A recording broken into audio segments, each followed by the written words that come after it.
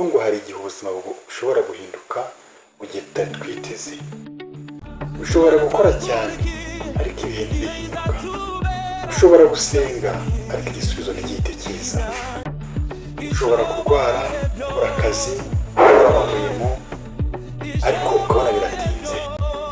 Ukagira ibibazo mu muryango, ukabona ibihe byose biguhindukiyeho ariko ku mbaraga zawe ukabona byanze. Ariko uyu munsi mwene data ndashaka kubwira ikintu kimwe gusa ugomba kwiringira. Imana iracyari nziza nubwo ubuzima bwawe bwaba butameze neza, bwaba bugoye, uri mu bihe bikomeye. Imana yo iracyari nziza ku buzima bwawe. Ntibivuze ko Imana yagutereranye. Kuba uri mu gahinda ntibivuze ko Imana itari kumwe nawe. Kuba unyura mu mwijima w'ibibazo bivuze ko Imana itakubona. Zaburi 34:19 haravuga hati, Uwiteka aba hafi y'abafite imitima imenetse, imitima itunganye. Iyo abantu bose bagutereranye, Imana iracyahari, iri hafi yawe, iri kumwe nawe. Iyo wumva nta cyizere ufite, Imana iracyagufiteho umugambi mwiza. Ntabwo ububabare bwawe aribwo bugena agaciro kawe, ahubwo Imana niyo izi umugambi igufitiye. Imana niyo igena icyo uricyo, ititaye ku bubabare, ititaye ku buzima uri kunyuramo. Hari abantu bagera mu bibazo bakagira ngo Imana yarabibagiwe, Imana yarabatereranye. Oya, icyo nakubwira mwene data, Imana ntabwo ihinduka uyu munsi ngo ibe nziza ngo ejo ibe mbi. Imana ikora ari Imana kandi ihora yiteze gutabara abayo. Nakubwira mwene data, wiringira Uwiteka kuko ari kumwe nawe, abana nawe. Niyo mpamvu niyo utabona ibisubizo ugomba kuvuga uti, Mana nubwo bigoye ariko ndakomeje, ndakwizeye, nzi kuzantabara. Ibyo nibyo bidukwiye, kwizerera mu bibazo, tukizera no mu bigeragezo, kandi tukizera n'igihe turimo kwishima. Iyo tumenye Imana gusa niyo twishima, niyo tubabaye tuyikomeraho tukabana nayo. Ahubwo ikidukwiriye ni ukuvuga ngo nubwo ibintu bitameze neza, Uwiteka arahari. Nubwo ibintu bitameze neza, ndakwizeye Mana, ndakwiringiye, nzi ko ari wowe ubushobozi bwanjye.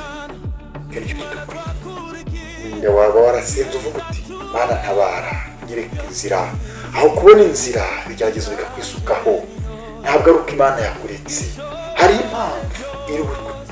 Hari impamvu iri kugucisha muri izo nzira zimeze zityo.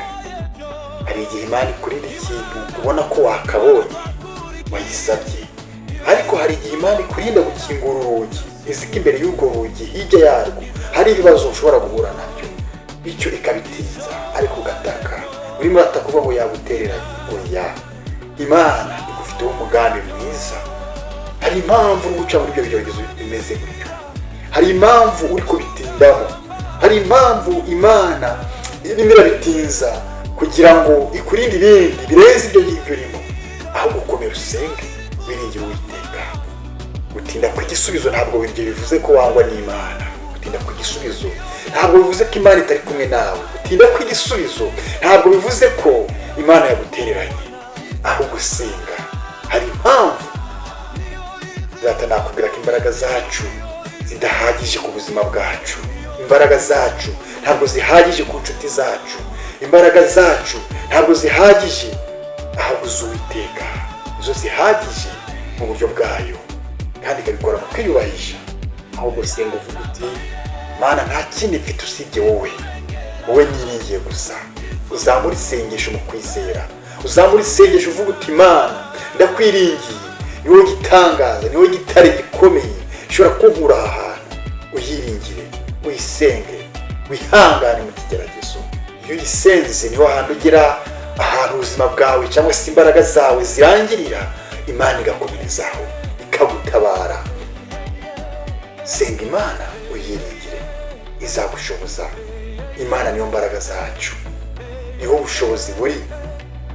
Kuruta inshuti, kuruta abavandimwe, kuruta abafite amafaranga, Imana iri hejuru ya byose.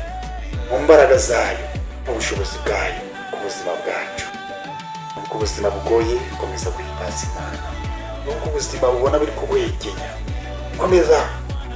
komera, ushikame. himbaza Uwiteka niwe mbaraga zacu.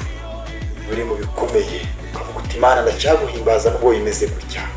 Aho niho dukura imbaraga, aho niho dukura ubushobozi. Abatubona ngo turi ibicibwa bakatubona ngo turi ibikomangoma by'Imana, bakibaza impamvu ibi byabaye, babona ko turabo gutabwa. Wenda aka kanya waba uri gukurikira aya magambo ndimo ndakubwira uri mu kigeragezo gikomeye. Ndakwinginze mwene data, ntabwo Imana yagutereranye, Imana iri kumwe nawe. Nubwo bisengeye igihe kirekire bikaba bitarasubizwa, hari impamvu we gucika intege. Komera, nakubwiye mwene data, ntureke Imana kubera ikibazo, ntureke Imana kubera ububabare ufite, ntureke Imana kubera ubona abantu bawutereranye, kubera ubona uri wenyine. Ese ntureke Imana urajya kuri nde? Imbaraga z'abantu ziri hasi y'ubushobozi bw'Imana.